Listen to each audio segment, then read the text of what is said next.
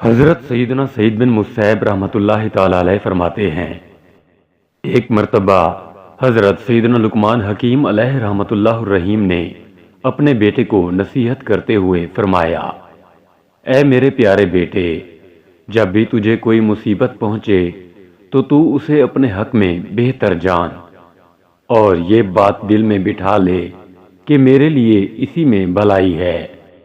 اگرچہ بظاہر وہ مصیبت ہی نظر آ رہی ہے، لیکن حقیقت یہ ہے کہ وہ تیرے حق میں بہتر ہوگی۔ یہ سن کر آپ رحمت اللہ تعالی علیہ کا بیٹا کہنے لگا، جو کچھ آپ رحمت اللہ تعالی علیہ نے فرمایا میں نے اس کو سن لیا اور اس کا مطلب بھی سمجھ لیا، لیکن یہ بات میرے بس میں نہیں کہ میں ہر مصیبت کو اپنے لیے بہتر سمجھوں۔ میرا یقین ابھی اتنا پختہ نہیں ہوا۔ جب حضرت سیدنا لقمان حکیم علیہ رحمۃ اللہ الرحیم نے اپنے بیٹے کی یہ بات سنی تو فرمایا، اے میرے بیٹے، اللہ عز و جل نے دنیا میں وقتاً فوقتاً انبیاء کرام علیہم الصلاۃ والسلام معبوث فرمائے۔ ہمارے زمانے میں بھی اللہ عز و جل نے نبی علیہ السلام کو معبوث فرمایا ہے۔ آؤ ہم اس نبی علیہ السلام کی صحبت بابرکت سے فیض یاب ہونے چلتے ہیں۔ ان کی باتیں سن کر تیرے یقین کو تقویت حاصل ہوگی۔ آپ رحمت اللہ تعالی علیہ کا بیٹا اللہ عز و جل کے نبی علیہ السلام کی بارگاہ میں حاضر ہونے کے لیے تیار ہو گیا۔ چنانچہ ان دونوں نے اپنا سامان سفر تیار کیا اور خچروں پر سوار ہو کر اپنی منزل کی طرف روانہ ہو گئے۔ کئی دن رات انہوں نے سفر جاری رکھا۔ راستے میں ایک ویران جنگل آیا، وہ اپنے سامان سمیت جنگل میں داخل ہو گئے۔ اللہ تعالی نے ان کو جتنی ہمت دی اتنا انہوں نے جنگل میں سفر کیا۔ پھر دوپہر ہو گئی، گرمی اپنے زور پر تھی، گرم ہوائیں چل رہی تھیں، دریں اثنا ان کا پانی اور کھانا وغیرہ بھی ختم ہو گیا۔ خچر بھی تھک چکے تھے، پیاس کی شدت سے وہ بھی ہانپنے لگے۔ یہ دیکھ کر حضرت لقمان رحمت اللہ تعالی علیہ اور آپ کا بیٹا خچروں سے نیچے اتر آئے اور پیدل ہی چلنے لگے۔ چلتے چلتے حضرت سیدنا لقمان رحمت اللہ تعالی علیہ کو بہت دور ایک سایہ اور دھواں سا نظر آیا۔ آپ رحمت اللہ تعالی علیہ نے گمان کیا کہ وہاں شاید کوئی آبادی ہے اور یہ کسی درخت وغیرہ کا سایہ ہے۔ چنانچہ آپ رحمت اللہ تعالی علیہ اسی طرف چلنے لگے۔ راستے میں آپ رحمت اللہ تعالی علیہ کے بیٹے کو ٹھوکر لگی اور اس کے پاؤں میں ایک ہڈی اس طرح گھسی کہ وہ پاؤں کے تلوے سے پار ہو کر ظاہر قدم تک نکل آئی۔ آپ رحمت اللہ تعالی علیہ کا بیٹا درد کی شدت سے بے ہوش ہو کر زمین پر گر پڑا۔ آپ رحمت اللہ تعالی علیہ نے اسے اپنے سینے سے چمٹا لیا، پھر اپنے دانتوں سے ہڈی نکالنے لگے۔ کافی مشقت کے بعد بالآخر وہ ہڈی نکل گئی۔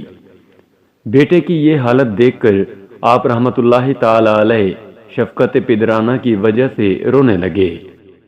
آپ رحمت اللہ تعالی علیہ نے اپنے عمامے سے کچھ کپڑا پھاڑا اور اسے زخم پر باندھ دیا۔ حضرت لقمان علیہ رحمت الرحمان کی آنکھوں سے بہنے والے آنسو جب ان کے بیٹے کے چہرے پر گرے تو اسے ہوش آ گیا۔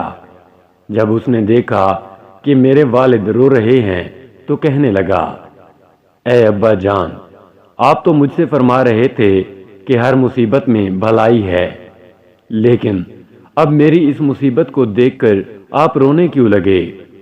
اور یہ مصیبت میرے حق میں بہتر کس طرح ہو سکتی ہے؟ حالانکہ ہماری کھانے پینے کی تمام اشیاء ختم ہو چکی ہیں اور ہم یہاں اس ویران جنگل میں تنہا رہ گئے ہیں۔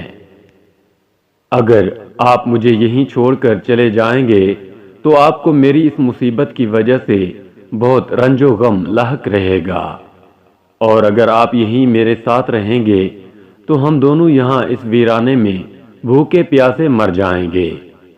اب آپ خود ہی بتائیں کہ اس مصیبت میں میرے لیے کیا بہتری ہے؟ بیٹے کی یہ باتیں سن کر حضرت سیدنا لقمان رحمۃ اللہ تعالی علیہ نے فرمایا، اے میرے بیٹے، میرا رونا اس وجہ سے تھا کہ میں ایک باپ ہوں، اور ہر باپ کا اپنی اولاد کے دکھ درد کی وجہ سے غمگین ہو جانا ایک فطری عمل ہے۔ باقی رہی یہ بات کہ اس مصیبت میں تمہارے لیے کیا بھلائی ہے، تو ہو سکتا ہے اس چھوٹی مصیبت میں تجھے مبتلا کر کے تجھ سے کوئی بہت بڑی مصیبت دور کر دی گئی ہو، اور یہ مصیبت اس مصیبت کے مقابلے میں چھوٹی ہو جو تجھ سے دور کر دی گئی ہے۔ آپ رحمت اللہ تعالی علیہ کا بیٹا خاموش ہو گیا۔ پھر حضرت سیدنا لقمان رحمت اللہ تعالی علیہ نے سامنے نظر کی تو اب وہاں نہ تو دھواں تھا اور نہ ہی سایہ وغیرہ۔ آپ رحمت اللہ تعالی علیہ دل میں کہنے لگے، میں نے ابھی تو اس طرف دھواں اور سایہ دیکھا تھا، لیکن اب وہ کہاں غائب ہو گیا؟ ہو سکتا ہے کہ ہمارے پروردگار عز و جل نے ہماری مدد کے لیے کسی کو بھیجا ہو۔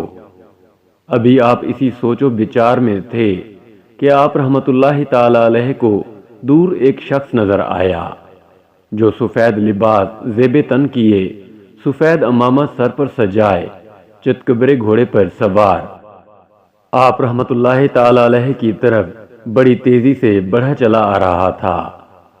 آپ رحمت اللہ تعالی علیہ اس سوار کو اپنی طرف آتا دیکھتے رہے، یہاں تک کہ وہ آپ کے بالکل قریب ہو گیا۔ پھر وہ سوار اچانک نظروں سے اوجھل ہو گیا۔ پھر ایک آواز سنائی دی، کیا تم ہی لقمان ہو؟ آپ رحمت اللہ تعالی علیہ نے فرمایا، جی ہاں، میں ہی لقمان ہوں۔ پھر آواز آئی، کیا تم حکیم ہو؟ آپ رحمت اللہ تعالی علیہ نے فرمایا، مجھے ہی لقمان حکیم کہا جاتا ہے۔ پھر آواز آئی، تمہارے اس ناسمجھ بیٹے نے تم سے کیا کہا ہے؟ حضرت سیدنا لقمان رحمت اللہ تعالی علیہ نے فرمایا، اے اللہ عز و جل کے بندے، تو کون ہے؟ ہمیں صرف تیری آواز سنائی دے رہی ہے اور تو خود نظر نہیں آ رہا۔ پھر آواز آئی، میں جبرائیل علیہ السلام ہوں، اور مجھے صرف انبیاء کرام علیہم السلام اور مقرب فرشتے ہی دیکھ سکتے ہیں، اس وجہ سے میں تجھے نظر نہیں آ رہا۔ سنو، میرے رب عز و جل نے مجھے حکم دیا ہے کہ میں فلاں شہر اور اس کے آس پاس کے لوگوں کو زمین میں دھنسا دوں۔ مجھے خبر دی گئی کہ تم دونوں بھی اس شہر ہی کی طرف آ رہے ہو، تو میں نے اپنے پاک پروردگار عز و جل سے دعا کی کہ وہ تمہیں اس شہر میں جانے سے روکے، لہذا اس نے تمہیں اس آزمائش میں ڈال دیا اور تیرے بیٹے کے پاؤں میں ہڈی چبھ گئی۔ اس طرح تم اس چھوٹی مصیبت کی وجہ سے ایک بہت بڑی مصیبت یعنی زمین میں دھنسنے سے بچ گئے ہو۔ پھر حضرت سیدنا جبرائیل علیہ السلام نے اپنا ہاتھ اس زخمی لڑکے کے پاؤں پر پھیرا تو اس کا زخم فوراً ٹھیک ہو گیا۔ پھر آپ علیہ السلام نے اپنا ہاتھ اس برتن میں پھیرا جس میں پانی بالکل ختم ہو چکا تھا، تو ہاتھ پھیرتے ہی وہ برتن پانی سے بھر گیا، اور جب کھانے والے برتن پر ہاتھ پھیرا تو وہ بھی کھانے سے بھر گیا۔ پھر حضرت سیدنا جبرائیل علیہ السلام نے حضرت سیدنا لقمان رحمت اللہ تعالی علیہ آپ کے بیٹے اور آپ کی سواریوں کو سامان سمیت اٹھایا، اور کچھ ہی دیر میں آپ رحمت اللہ تعالی علیہ اپنے بیٹے اور سارے سامان سمیت اپنے گھر میں موجود تھے۔ حالانکہ آپ رحمت اللہ تعالی علیہ کا گھر اس جنگل سے کافی دن کی مسافت پر تھا۔ اللہ عز و جل کی ان پر رحمت ہو اور ان کے صدقے ہماری مغفرت ہو، آمین، بجاہ نبی الامین صلی اللہ تعالی علیہ وآلہ وسلم۔ اے ہمارے پاک پروردگار عز و جل، ہم سے ہماری تمام مصیبتیں دور فرما دے، ہم پر آنے والی بلاؤں کو شہید کربلا امام حسین رضی اللہ تعالیٰ عنہ کے صدقے رد فرما دے، ہمیں اپنے فضل و کرم سے مصائب پر صبر کرنے کی توفیق عطا فرما اور بے صبری سے بچا، آمین۔